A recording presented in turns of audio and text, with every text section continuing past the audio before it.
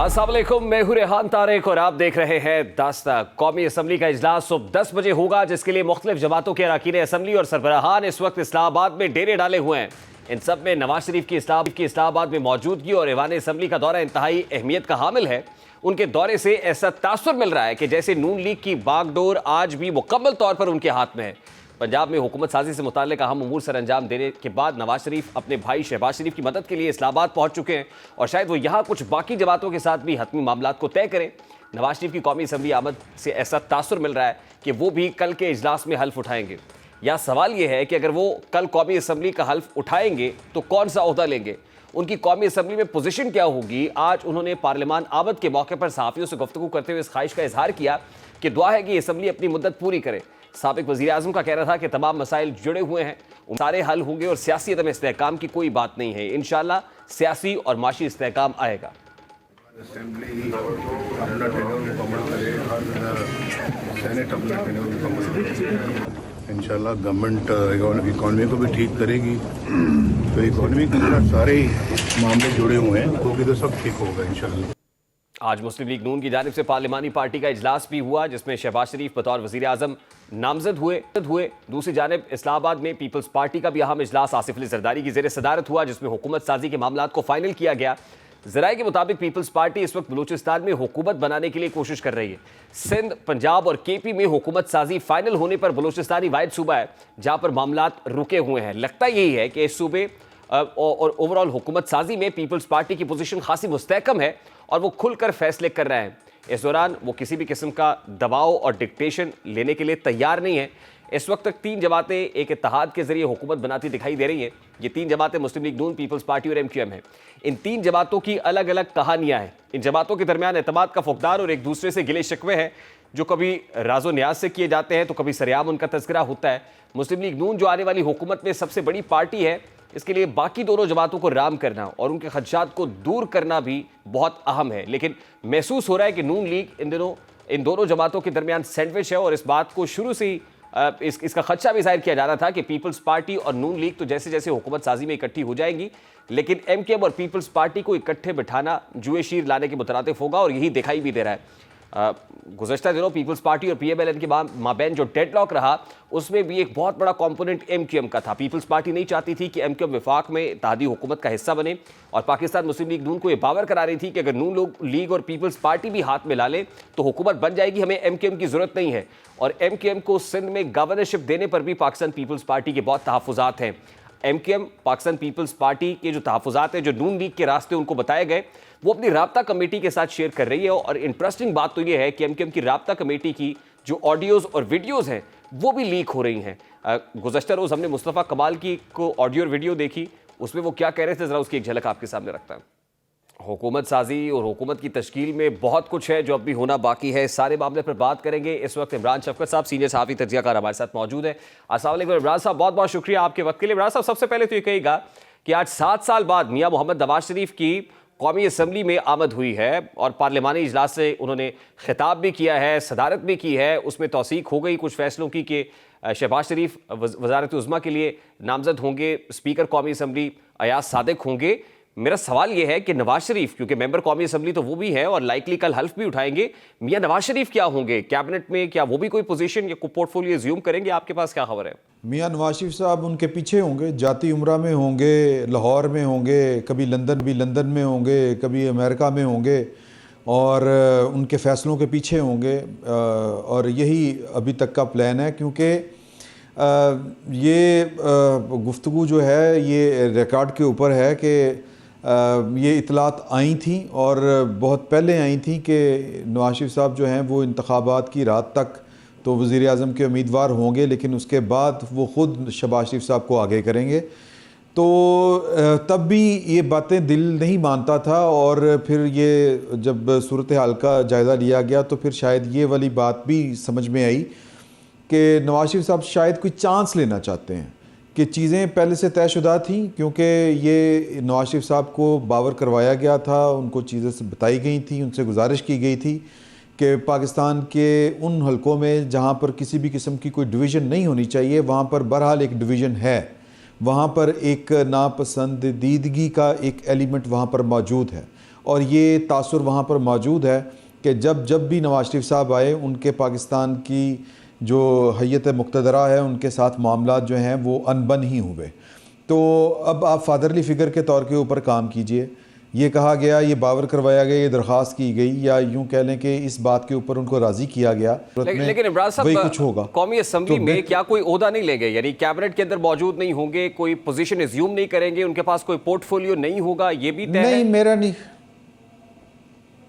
मेरा नहीं ख्याल कि इस तरह की सूरत हाल हो सकती है। नवाज शरीफ साहब जो हैं वो, अगर आप उनको, उनकी बॉडी लैंग्वेज आपने देखी हो, वो जिस तरह मरीम बीबी के साथ भी बैठे हुए थे जब ओथ हो रहा था, तो वो मुझे ये अल्फाज कहने की इजाज़त दीजिए कि he was totally lost it. लेकिन वो मेंबर कौमी असम्बली रहे थे, ये शायद, क्या ये भी मेंबर कौमी असम्बली रहना पसंद करेंगे, या फिर आपको लगता है इस सीट पर भी कोई ज़िम्नी इंतखाब होगा? मेरा ख्याल है कि शायद वो रहें, क्योंकि अगर वो बिल्कुल बैकआउट कर जाएंगे तो ये पाकिस्तान मुस्लिम लीग नून का जो वोटर है वो शायद ज़्यादा बददिल हो जाएगा, और जो सपोर्ट पाकिस्तान मुस्लिम लीग नून के वर्कर और उनके वोटर की इस वक्त पाकिस्तान मुस्लिम लीग नून को जितनी उसकी ज़रूरत है, वो बादल नखास्ता ही सही नवाज शरीफ साहब जो हैं वो कौमी असम्बली के मेंबर रहेंगे। इत्तला तो ये भी है कि 13 मार्च के बाद वो लंदन चले जाएंगे, सबसे पहले इलाज मौलजी की गरज से जाएंगे और उसके बाद फैसला करेंगे कि वहाँ रहना है या वापस आना है। लेकिन इमरान साहब, आपको याद होगा कि 8 फरवरी जिस दिन उन्होंने वोट पोल किया था, तो उस रोज़ उन्होंने एक कहा था कि दुआ करें कि को क्लियर मेजॉरिटी आ जाए, सिंपल मेजॉरिटी आ जाए, लेकिन वो दुआ कबूल नहीं हो सकी थी। आज फिर उन्होंने दुआ की है, और दुआ ये की है कि सेनेट अपनी मुद्दत पूरी करे, कौमी असम्बली अपनी मुद्दत पूरी करे, यानी लोअर और अपर हाउस अपनी मुद्दत पूरी करने जा रहा हो, डिस्टेबलाइज ना हो। वो दुआ तो कबूल नहीं हुई थी, ये दुआ बर आती हुई नज़र आ रही है आपको? देखें, इस दुआ के कबूल होने के इम्कानात इसलिए रोशन हैं क्योंकि पाकिस्तान के हालात और पाकिस्तान के जो स्टेक होल्डर्स हैं उनको बड़ी अच्छी तरह से अंदाज़ा है कि शायद बिज़नेस एज़ यूजुअल ना चले। ये जो पुरानी तर्ज की सियासतें खींचातानी होती थी, इस्टेब्लिशमेंट धरने दिलवा रही है, इस्टेब्लिशमेंट जो है वो प्रेस कॉन्फ्रेंसें करवा रही है, इस्टेब्लिशमेंट इत्तेहाद बनवा रही है, इत्तेहाद तड़वा रही है, अब शायद उस तरह का मंजर इसलिए ना हो क्योंकि पाकिस्तान की सबसे बड़ी स्टेक होल्डर पाकिस्तान की इस्टेब्लिशमेंट है। तो पाकिस्तान की इस्टेब्लिशमेंट को अच्छी तरह अंदाज़ा है कि पाकिस्तान के अब हालात बहुत पतले हैं, पाकिस्तान जो है वो इतना बोझ अब उठा नहीं सकता। अब जब तक पाकिस्तान की इकनॉमिक कंडीशन बेहतर नहीं होती, वैसे भी देखें कि कुछ पंजाबी में कहावत है कि राज खान दियाँ मस्तियाँ, ये जो राज खाने की मस्ती है ये उसी वक्त होती है जब पेट में कुछ हो। एक तरफ तो पाकिस्तान मुस्लिम लीग नून की पार्लिमानी पार्टी का इजलास हुआ है, उधर बलूचिस्तान के फ्रंट के ऊपर कुछ अहम फैसले आसिफ अली जरदारी साहब कर रहे हैं। लग ये रहा है कि वो बड़ी कमांडिंग पोजीशन में है, वफाक में बैठ के पाकिस्तान मुस्लिम लीग नून को ड्राइव करने की पोजीशन में भी हैं और MQM को खींचने की पोजीशन में भी हैं। क्या आप एग्री करते हैं कि इस इत्तेहाद में अगर कोई बेहतर पोजीशन है, तगड़ी पोजीशन है, तो वो पाकिस्तान पीपल्स पार्टी और आसिफ अली जरदारी की है? देखें कि ये बड़ा लीथल कम्बिनेशन है, ये दोनों को एक दूसरे की हदूदों की यूद का भी पता है और मामलात का भी पता है। पाकिस्तान मुस्लिम लीग नून की हुकूमत हो या पीपल्स पार्टी उसके साथ हो, ये माजी का भी एक तजर्बा है। ये जब भी दोनों मिलके चले हैं इन्होंने बड़े बड़े गोल अचीव किए हैं। 18वीं तरमीम हो, वो परवेज़ मुशर्रफ साहब से जान छुड़ानी हो या दीगर मामलात हों, तो पाकिस्तान को ट्रैक के ऊपर लाने के लिए यही दो जमातों का कम्बिनेशन हमेशा काम आया है, आगे भी यही काम आएगा।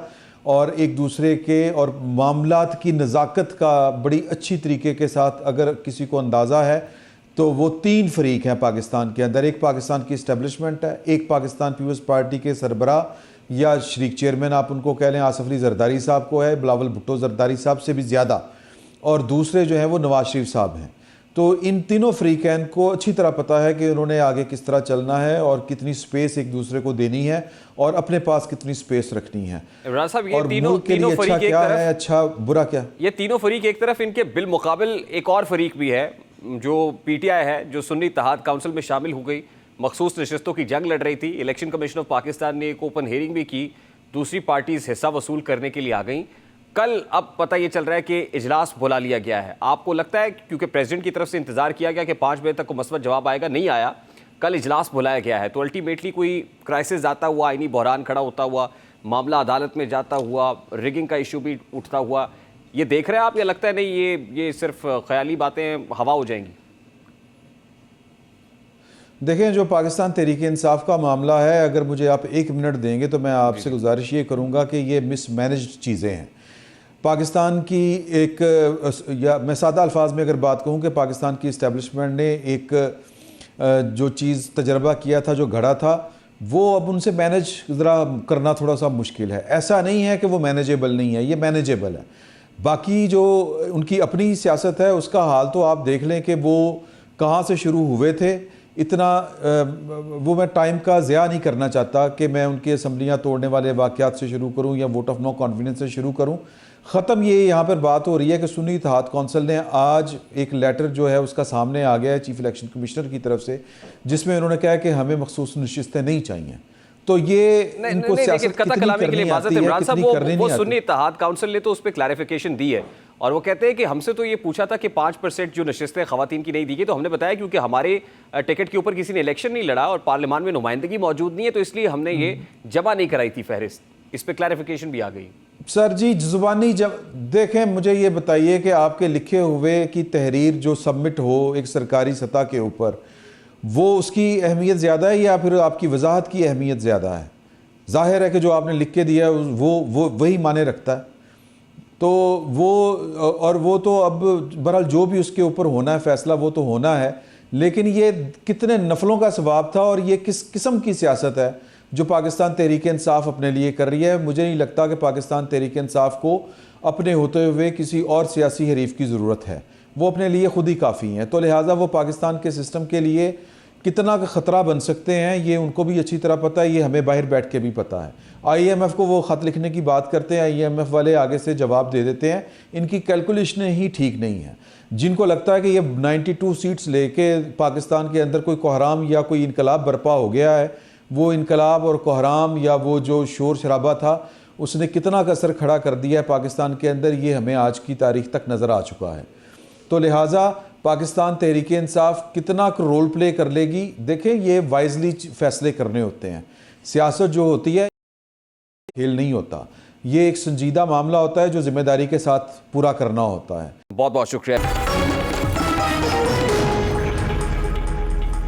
सुन्नी इत्तेहाद काउंसिल को मखसूस नशिस्तें मिलेंगी या नहीं, इसका फैसला इलेक्शन कमीशन ऑफ पाकिस्तान ने महफूज कर लिया। ये फैसला यूं तो जुमे के रोज आता हुआ दिखाई दे रहा था, मुमकिन था, लेकिन इल्तवा का शिकार होते होते ये फैसला आज हुआ है, जो अभी जारी नहीं किया गया। आज केस की समाअत हुई। Chief election commissioner Sikandar Sultan Raja की सरबराही में 5 रुकनी बेंच ने सुन्नी इत्तेहाद काउंसिल की मखसूस नशिस्तों के मामले पर समाअत की और इस दौरान बैरिस्टर अली जफर, बैरिस्टर गौहर, फारूक नसीम, आजम नज़ीर तारड़, कामरान मुर्जा और फारूक H नाइक भी मौजूद थे। तहम अब एक नया मामला इलेक्शन कमीशन ऑफ पाकिस्तान में आ गया है और वो ये कि ख़त जो 26 फरवरी को सुन्नी इत्तेहाद काउंसिल ने जमा कराया था, जिस पर यह कहा था कि उन्हें कोई मखसूस नशिस्त नहीं चाहिए और उसकी वजह यह है कि वो पार्लियामान से में किसी ने कंटेस्ट नहीं किया सुन्नी इत्तेहाद काउंसिल की टिकट के ऊपर, पार्लियामान में उनका कोई रुकन मौजूद नहीं है, तो इसलिए मखसूस नशिस्तों का तो जवाज़ ही नहीं बनता था। लग ये रहा है कि इसको जवाज़ बना के सुन्नी इत्तेहाद काउंसिल की जो अब PTI बैक्ड इंडिपेंडेंट कैंडिडेट्स की शमूलियत के बाद जो नई फहरिस्तें उसको एक्नॉलेज ना करना और रिजर्व सीट्स ना देना बल्कि दीगर पार्टीज में डिस्ट्रीब्यूट कर देना, likely election commission of Pakistan का ऐसा ही डिसीजन आता हुआ आज की समाअत के बाद दिखाई दे रहा है। आज पर्टिकुलरली ये जो सुन्नी इत्तेहाद काउंसिल का मौक़िफ़ है कि इन्होंने ख़त लिख दिया और ख़त में ये वाजे कर दिया कि हमें नशिस्तें नहीं चाहिए हैं, तो अब वो कैसे क्लेम कर रहे हैं। वजाहत के आने से पहले, इवन ख़त के लिखे जाने से पहले सिचुएशन बड़ी मुख्तलिफ थी, लेकिन PTI बैक्ड इंडिपेंडेंट कैंडिडेट्स के सुन्नी इत्तेहाद काउंसिल में शमूलियत और अब उनके इस केस के बाद इत्तेहाद जो सूरत हाल है यकसर मुख्तलिफ है। वो कहते हैं कि हमारे पास जो रिक्वायर्ड नंबर है वो है और उसके मुताबिक जो प्रोपोर्शनेट नंबर है रिजर्व सीट्स का हमें मिल जाना चाहिए। अब अगर इलेक्शन कमीशन ऑफ पाकिस्तान उनकी इस बात को नहीं मानता और नशिस्तें दीगर पार्टीज़ को डिस्ट्रीब्यूट कर देता है, तो बैरिस्टर गौहर ये कहते हैं कि फिर ऐसे ही होगा कि जैसे हमारी नशिस्तें खैरात में किसी को दे दी गई हैं। सेनेटर अली जफर साहब और बैरिस्टर गौहर क्या कहते हैं, ज़रा वो भी आपके सामने रखते हैं। किसी भी पॉलिटिकल पार्टी को जो इंडिपेंडेंट कैंडिडेट्स हैं वो ज्वाइन कर सकते हैं। ये कोई कदगन नहीं लगाई आइन में, पॉलिटिकल पार्टी को ही ज्वाइन कर सकते हैं जो पार्लियामेंट में। ये बिल्कुल दुरुस्त है, लिस्ट नहीं दी, लेकिन इसमें कहाँ कदगन है कानून में कि आप दोबारा लिस्ट नहीं दे सकते। इलेक्शन कमीशन ऑफ पाकिस्तान ने जजमेंट को रिजर्व कर लिया है। की उम्मीद ये है आइन और कानून के मुताबिक फैसला होगा कि पॉलिटिकल सिस्टम में और रिजर्व सीट मेरिट बेस्ड होती है। ये अगर इन लोगों के पास जाएगी तो ये उन लोगों में खैरात समझ करके बांटेंगे जिन औरतों को इन पॉलिटिकल पार्टीज ने अपने प्रायोरिटी लिस्ट में भी कभी इंक्लूड नहीं किया था। अब कल कौमी असम्बली का इजलास बुला लिया गया है। ये इजलास आइनी है, कानूनी है या गैर कानूनी, गैर आइनी है और अगर ऐसा हुआ तो फिर पाकिस्तान तहरीक इंसाफ क्या करने जा रही होगी। बैरिस्टर अली जफर साहब इस बारे में क्या कहते हैं, जरा वो भी आपको दिखाते हैं। गैर कानूनी गबन वो अगर हो गया तो फिर हम सुप्रीम कोर्ट जाएंगे, लेकिन ये एक इतनी बड़ी आइन शिकनी होगी कि उसके बाद प्रेसिडेंट का भी इलेक्शन, सेनेट के भी इलेक्शन, प्राइम मिनिस्टर का भी इलेक्शन और स्पीकर और डिप्टी स्पीकर का भी इलेक्शन जो है वो सारा कंट्रोवर्शियल हो जाएगा, वो सारा मुतनाज़ा हो जाएगा। ये सारा प्रोसेस मुतनाज़ा हो जाएगा, कोर्ट का दरवाज़ा खटखटाएंगे, दस्तक देंगे। सारे मामले पर बात करेंगे। सेनेटर हुमायूं मोहम्मद साहब हमारे साथ मौजूद हैं, रहनुमा तहरीक इंसाफ। बहुत बहुत शुक्रिया सेनेटर साहब आपके वक्त के लिए। सबसे पहले तो ये कहिएगा कि कल कौमी असम्बली का इजलास बुला लिया गया है, प्रेसिडेंट की तरफ से कोई एंडोर्समेंट नहीं थी, जवाब कोई नहीं आया, स्पीकर ने इजलास बुला लिया है। कल के इजलास में तहरीक इंसाफ शिरकत करेगी? बिस्मिल्लाहिर्रहमानिर्रहीम। मेरे ख्याल में मुझे नहीं पता कि ये जो इजलास है ये मेरे लिहाज से इल्लीगल है। ये इल्लीगल इसलिए है कि इजलास सिर्फ दो तरीके से बुलाए जा सकते हैं, या सदर और या फिर 1/4 मेंबर जो होते हैं वो उसकी रिक्वेजिशन करते हैं।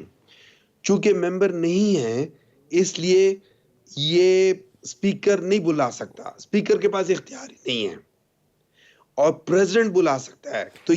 तो अगर आप समझते हैं कि कर का इजलास गैर कानूनी और गैर आईनी है तो बावजूद इसके आप इसमें शिरकत कर रहे होंगे, आपसे मुराद आपकी जमात? मुझे उसका पूरी डिटेल नहीं पता, मेरे ख्याल में उसमें मशावरत हो रही है, अभी फुल डिटेल नहीं पता। क्योंकि शेर अफजल मरवत साहब ने कहा था कि हम इजलास में जाएंगे। ये पाकिस्तान तहरीक इंसाफ की तरफ से जो वर्जन आया था वो ये था कि हम इजलास में जरूर जाएंगे। मेरा ये ख्याल है कि जिस तरह ये हुकूमत है, ये लीगल इलीगल इनको परवाह नहीं होती, तो हमें उनके लिए जगह नहीं छोड़नी चाहिए, हमें जाना चाहिए, लेकिन हमें वहां जाके उस इजलास की लीगैलिटी पे क्वेश्चन उठाना चाहिए। और यही मामला आप कोर्ट में भी लेके जाएंगे? मेरे ख्याल में ये मामला कोर्ट में जाना चाहिए, क्योंकि ये अगर आप लोग गलत प्रेसिडेंट सेट कर रहे हैं, जो कि ये लोग हमेशा से कर रहे हैं, तो फिर उसकी बड़ी फार रीचिंग इम्प्लीकेशंस होती हैं। तो आपने वो कहते हैं ना, nip the evil in the bud. आपने ये गलत रसूमात जो होती हैं या गलत तरीके जो होते हैं उनको बहुत शुरू में रोकना पड़ता है।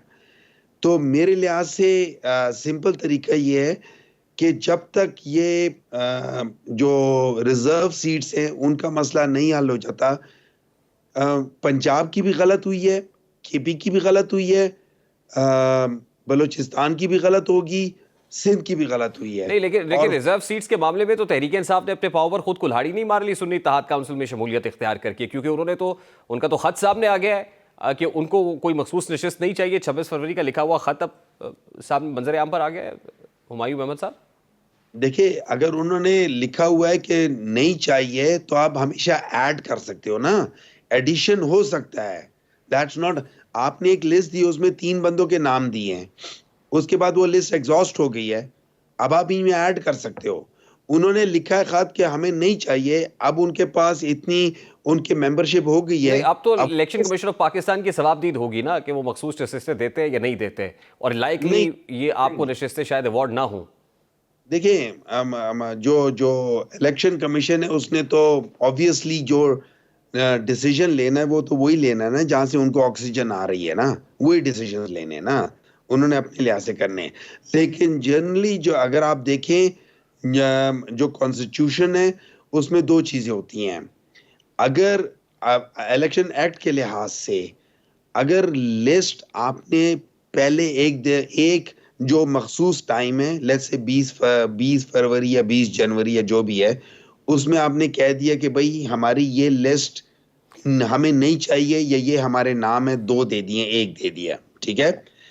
अब उसके बाद आप ऐड कर सकते हैं। देखिए सेनेटर साहब, ये तो अब कानूनी बहस है और यकीनन इसके ऊपर बहस होगी भी और मामला अल्टीमेटली अदालतों के अंदर जाएगा। मुझे बताइए सर कि आपकी तरफ से ऑपोजिशन लीडर का उम्मीदवार कौन होगा, फाइनल कर लिया आपने? अभी मुझे नहीं मालूम कि किसको वो कर रहे होंगे। मेरे ख्याल में उस पर भी वो कर रही होगी, लेकिन at the end of the day let's see, जो भी होगा, पाकिस्तान तहरीक इंसाफ का कोई ना कोई मेंबर होगा या सुन्नी काउंसिल का कोई भी मेंबर होगा, तो उस लिहाज से फिर देखेंगे। अभी उसमें मेरे ख्याल में नाम फाइनल नहीं आया, अभी तक इल्म नहीं है। अच्छा, उमर अयूब हो, बैरिस्टर गौहर हो या शेर अफजल मरवत, आप क्या सजेस्ट करेंगे इनमें से कौन सा नाम ऑपोजिशन लीडर के लिए सूटेबल है? देखिए, मैं आपको एक बात बताता हूँ, मेरे लिहाज से हर एक बंदे के पार्लियामेंट में मुख्तलिफ रोल हो सकते हैं। लेट्स जो प्राइम मिनिस्टर का रोल होता है, वो जरूरी नहीं है कि वो लीडर ऑफ द ऑपोजिशन का या लीडर ऑफ द हाउस का भी वही रोल हो। तो जो प्राइम मिनिस्टर के लिए जिसको आप रोल दोगे, वो आपको जरूरी नहीं है कि आप उसको लीडर ऑफ द हाउस बनाएं। Similarly leader of the opposition जो होगा, जरूरी नहीं है कि वो वही बंदा हो जो प्राइम मिनिस्टर के लिए हो। और फिर एक बंदा है वो बहुत ज्यादा वो जिसे ना फायरी किस्म की स्पीचेस करता है, जरूरी नहीं है कि वो भी लीडर ऑफ ऑपोजिशन की जगह पे जाए। तो यहाँ पे सोच विचार के एक ऐसे बंदे को करना पड़ेगा, और हो सकता है इन तीनों में से कोई ना कोई और हो जाए, कि जिसकी तबीयत के अंदर ठहराव भी हो, जिसको रूल्स एंड रेगुलेशंस का पता भी हो, जो अच्छे तरीके से पार्टी के पॉइंट को डिफेंड भी कर सके, और जो अपना पॉइंट अक्रॉस द टेबल बता भी सके, और जो मुख्तलिफ टूल्स होते हैं उनको बरुए कार इस्तेमाल में ला भी सके। तो वहां पे आपको मुख्तलिफ चीजों को सामने देखते हुए किसी बंदे को लाना होगा। मूडीज ने आने वाली हुकूमत के लिए खतरे की घंटी बजा दी है। मूडीज ने अपनी रिपोर्ट में लिखा है कि मुतनाज़ा इंतखाबात, कमजोर इत्तेहादी हुकूमत की वजह से पाकिस्तान को माशी चैलेंजेस का सामना होगा। आलमी रेटिंग एजेंसी मूडीज ने पाकिस्तान की रेटिंग मुस्तहकम आउटलुक CAA3 पर बरकरार रखते हुए मुतवक्को इत्तेहादी हुकूमत की महदूद फैसला साजी की सलाहियत के सबब लिक्विडिटी के खतरात और बैरूनी महाज पर चैलेंजेस पर रोशनी डाली है। रिपोर्ट में कहा गया है कि पाकिस्तान की रेटिंग का जायजा गुज़श्ता हफ्ते मुकम्मल कर लिया। पाकिस्तान की रेटिंग बशमूल CAA3 तवील मुद्दत रेटिंग को मुस्तहकम आउटलुक के साथ बरकरार रखा गया है। एजेंसी ने मुशाहिदा किया कि 8 फरवरी 2024 को होने वाले आम इंतखाबात के बाद सियासी खतरात ज्यादा हैं। मजीद कहा कि बज़ाहिर मुस्लिम लीग नून और पीपल्स पार्टी मिलकर इत्तेहादी हुकूमत बनाने के लिए तैयार है, लेकिन आलमी मालियाती इदारे यानी IMF के साथ मौजूदा कर्ज प्रोग्राम की अप्रैल में मियाद खत्म होने के फौरन बाद नौ मुंतखब हुकूमत की नए प्रोग्राम पर फौरी मुज़ाकरात करने की ख्वाहिश और सलाहियत के बारे में बहुत ज़्यादा गैर यकीनी सूरत हाल है।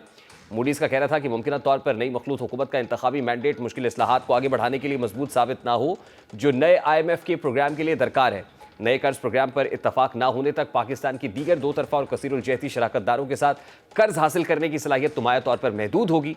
मजीद कहा कि मुल्क का क्रेडिट प्रोफाइल हुकूमत की बहुत ज़्यादा नकदियत और बैरूनी कमजोरी के खतरात की अक्कासी करता है, क्योंकि ज़र मुबादला के कम ज़खायर दरमियानी मुद्दत में बहुत ज़्यादा बैरूनी फाइनेंसिंग की ज़रूरत को पूरा करने की ज़रूरत से काफ़ी नीचे है। मूडीज़ के मुताबिक मुल्क की कमज़ोर माली ताकत और सियासी खतरात भी क्रेडिट प्रोफाइल को महदूद करते हैं। इसके साथ साथ पाकिस्तान की क्रेडिट प्रोफाइल मईशत और मुतदल शरह नमू की सलाहियत को मद्देनजर रखती है, जो इसकी इक्तसादी ताकत में मुआविन है। इसमें नोट किया गया कि निगरां हुकूमत ने माशी इस्तेहकाम को बरकरार रखा, गुज़श्ता चंद महीनों के दरमियान कुछ इस्लाहात की। इसके अलावा IMF और दीगर दो तरफा और कसीरुल जहती शराकतदारों से फाइनेंसिंग के लिए कामयाब भी रहे। नतीजतन ज़रा मुबादला के ज़खायर में थोड़ा इजाफा हुआ। मूडीज़ का कहना था कि पाकिस्तान की जानिब से जून 2024 को खत्म होने वाले माली साल के लिए वाजिबुल अदा बैरूनी कर्जों की अदायगियाँ करने का इम्कान है, लेकिन अप्रैल में मौजूद IMF कर्ज प्रोग्राम के खत्म होने के बाद इसकी बहुत ज़्यादा बैरूनी फाइनेंसिंग की ज़रूरत को पूरा करने के लिए माली वसाइल के हवाले से सूरत हाल महदूद नज़र आती है। मूडीज़ की रेटिंग एजेंसी की रिपोर्ट इंतहाई तशवीशनाक है, ख़तरनाक भी है और गैर यकीनियत को वाज़े भी कर रही है। अब जो मुमकिना हुकूमत बनने जा रही है, इसके ऊपर एक पहाड़ जैसा चैलेंज ज़रूर होगा कि माशी सिमत को न सिर्फ दुरुस्त रखें बल्कि इस्तेहकाम की तरफ भी लेके जाए, ताकि तमाम तर खदशात को रद्द किया जा सके। प्रोग्राम के वक्त अपने इख्तिताम को पहुँचे, आपसे मुलाकात होगी इंशाअल्लाह कल। अपना रखिए ख्याल। अल्लाह हाफ़िज़।